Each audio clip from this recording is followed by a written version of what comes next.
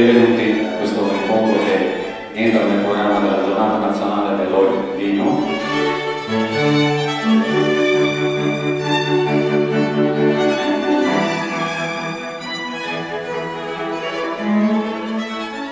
Oggi cercheremo di immergerci in qualche modo in un mondo diverso dal solito.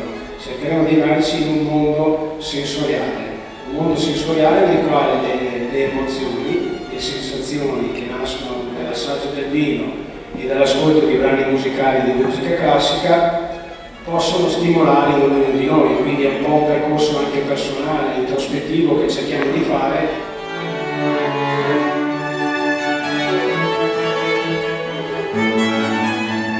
Al suon festante danzan ninfe e pastor nel tetto amato di primavera all'apparir brillante.